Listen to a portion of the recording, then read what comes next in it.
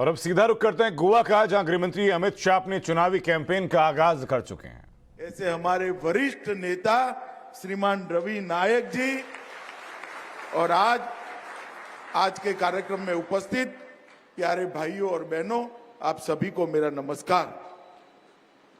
आज 2022 गोवा विधानसभा चुनाव के प्रचार में मैं पहली बार एक खूबसूरत प्रदेश गोवा के अंदर आया हूं। मैं आज यहां आया हूं तब मां शांता दुर्गा की भूमि को प्रणाम कर मेरी बात की शुरुआत करना चाहता हूं। सप्त कोटेश्वर तांबड़ी सुरला महादेव, उनको भी प्रणाम कर मैं मेरी बात की शुरुआत करना चाहता हूं। मित्रों, गोवा में आया हूं तब सबसे पहले देश के भूतपूर्व रक्षा मंत्री और गोवा के पूर्व मुख्यमंत्री भारतीय जनता पार्टी के नेता श्री मनोहर पर्रिकर जी को याद कर विनम्र श्रद्धांजलि देना चाहता हूं, क्योंकि पर्रिकर जी एक ऐसे नेता थे जिन्होंने गोवा के नाम को न केवल देश, समग्र विश्व के अंदर गोवा को जाना पहचाना करने का काम करा था। पर्रिकर जी ने ही यहां पर विकास की नींव डाली थी, जिस पर आज डॉक्टर प्रमोद सावंत एक मजबूत इमारत बनाने का काम कर रहे हैं। ये गोवा में आया, कहीं पर तृणमूल कांग्रेस के बोर्ड दिखाई पड़ते हैं, कहीं पर एनसीपी के दिखाई पड़ते हैं, कहीं पर आप पार्टी का बोर्ड दिखाई पड़ता है। कांग्रेस तो है ही है, कोई नई एक दो पार्टियां बन गई है, एमजीपी भी है। न जाने इतने छोटे से गोवा में देश भर की पार्टियां क्यों कूद पड़ी हैं। मित्रों, गोवा के मतदाताओं को मैं कहने आया हूं, विकास वहीं हो सकता है जहां स्थिरता और स्टेबिलिटी होती है। जहां स्टेबिलिटी नहीं होती है, जहां स्थिरता नहीं होती है, जहां सातत्यपूर्ण नीतियां नहीं होती, वहां विकास नहीं हो सकता है। मैं पूछना चाहता हूं, छोटे छोटे दल, अन्य राज्यों के दल जो यहां आए हैं, ये गोवा को विकास दे सकते हैं क्या? बताइए तो जरा। दे सकते हैं? आपकी समस्या को जानते हैं? इनका निराकरण उनके पास है क्या? नहीं कर सकते। जब से गोवा के अंदर भारतीय जनता पार्टी का शासन आया, तब से गोवा के अंदर राजनीतिक स्थिरता आई और तभी से गोवा के अंदर विकास का शासन आया है, विकास हुआ है। पहले कांग्रेस की सरकार थी, श्री दिगंबर कामत उसके मुख्यमंत्री थे। दिगंबर कामत की सरकार 3A से जानी जाती थी। 3A से। सबसे पहला ए था अव्यवस्था का ए, दूसरा ए था अस्थिरता का ए, और तीसरा ए था अराजकता और भ्रष्टाचार का ए। ये 3A ने पूरे खूबसूरत प्रदेश को तबाह कर रख दिया था और यहां पर अस्थिरता का शासन था। भारतीय जनता पार्टी की सरकार बनी। गोवा की जनता ने भारतीय जनता पार्टी को 10 साल तक शासन करने का मौका दिया और हमने गोवा के अंदर विकास के एक नए युग की शुरुआत करी। मैं हमेशा कहता हूं कि भारत माता का नक्शा उठाकर देखते हैं तो हमारा गोवा बहुत छोटा सा दिखता है। दिखता है या नहीं दिखता है? जरा जोर से बोलो, दिखता है या नहीं दिखता है? मगर मैं हमेशा कहता हूं, भारत माता के माथे पर बिंदिया की तरह हमारा गोवा खूबसूरत दिखता है। जैसे बिंदिया पूरे चेहरे का एक प्रकार से सौंदर्य से दिखाव ही बदल देती है, इसी तरह से हमारा गोवा भारत माता के भाल पर बिंदिया की तरह खूबसूरत गोवा बनना चाहिए। और ये शुरुआत भारतीय जनता पार्टी ने की है।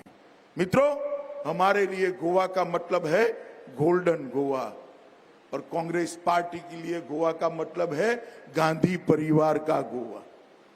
उनको एक पर्यटन स्थल चाहिए आने जाने के लिए।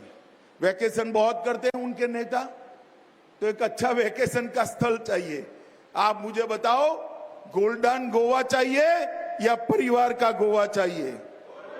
जरा जोर से बोलो, गोल्डन गोवा चाहिए या परिवार का गोवा चाहिए? ये जो अलग अलग दल खड़े हैं, एक प्रकार की भ्रांति फैलाने का काम कर रहे हैं।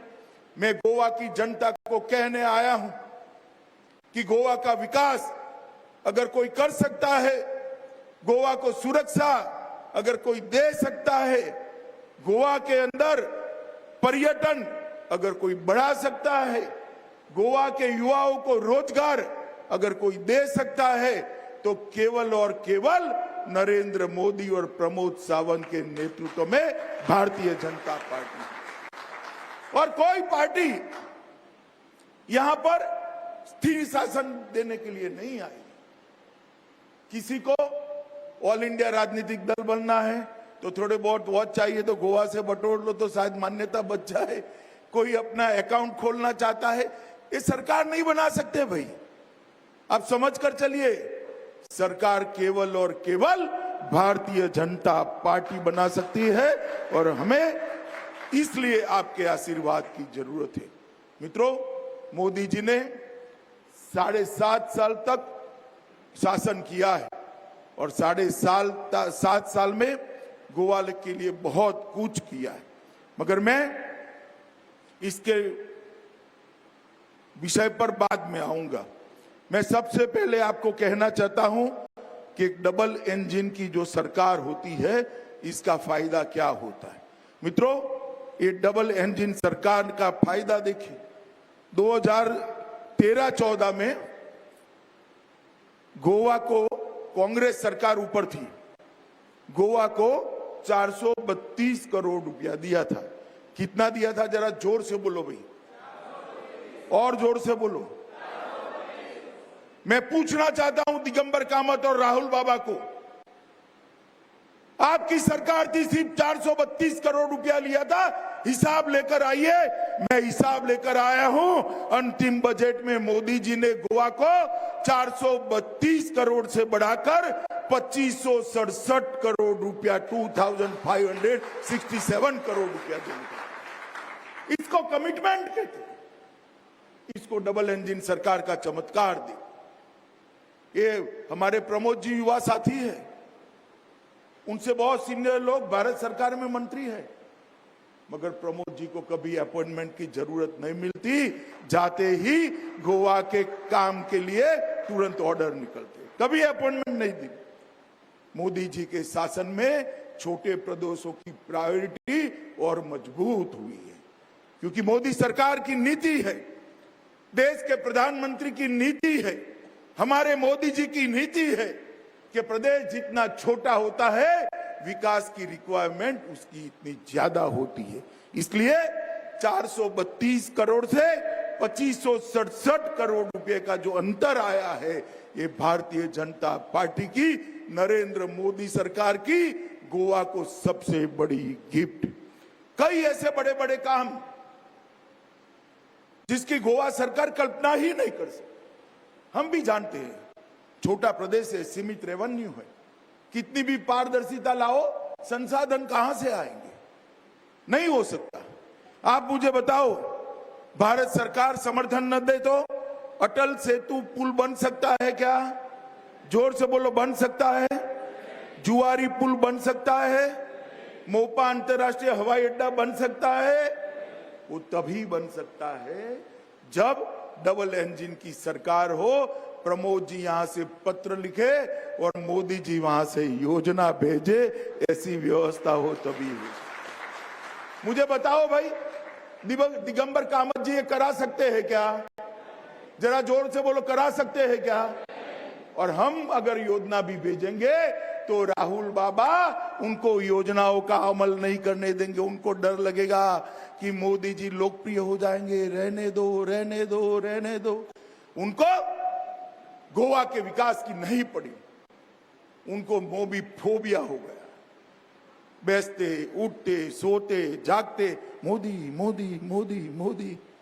अच्छा ही है राहुल बाबा, आप मोदी मोदी कर रहे हैं। इनका ट्वीट देखें, एक भी सकारात्मक ट्वीट आपको दिखाई नहीं पड़ी, एक भी सकारात्मक। मित्रों, ऐसे लोग गोवा को विकास नहीं दे सकते। गोवा को विकास देने का काम भारतीय जनता पार्टी की सरकार कर सकती है और ये डबल इंजन की सरकार। गोवा के इंफ्रास्ट्रक्चर के लिए हमने ढेर सारे काम किए हैं। अंतर्राष्ट्रीय हवाई अड्डा का निर्माण, 25 करोड़ जनता के चेहरे पर खुशहाली ही हमारी खुशहाली है। ये 25 करोड़ जनता ही तो हमारा परिवार है। और इसलिए भाइयों बहनों, मैं आपसे कहने के लिए आया हूं, 5 वर्ष तक भारतीय जनता पार्टी की डबल इंजन की सरकार ने बिना रुके, बिना थके, बिना झुके और बिना डगे राष्ट्रवाद, विकास और सुशासन के मुद्दे पर कार्य किया। बिना रुके और बिना डिगे और बिना झुके अनवरत यात्रा चलती रही। पहली बार आपने देखा होगा, दंगाइयों के पोस्टर भी चौराहे पर लगते हुए देखे होंगे। उससे वसूली होते हुए भी देखा होगा और दंगाइयों को और पेशेवर अपराधियों को अपने गले में तख्ती लटका करके चलते हुए भी देखा होगा कि कैसे बकस दो एक बार बस। ये जो अभी चुनाव की घोषणा के बाद फिर अपने बिलों से निकल करके बिल बिला रहे हैं ना, ये गर्मी 10 मार्च के बाद फिर 24 घंटे के अंदर शांत हो जाएगी।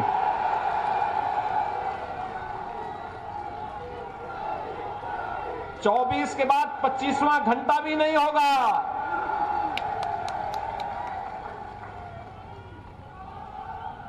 और इसलिए भाइयों बहनों, मैं आपके बीच आया हूं आपसे कहने के लिए, विकास का कोई विकल्प नहीं हो सकता, सुशासन का कोई विकल्प नहीं हो सकता। जो समस्या पैदा करे वह सरकार नहीं हो सकती। सरकार तो समाधान होती है, समाधान।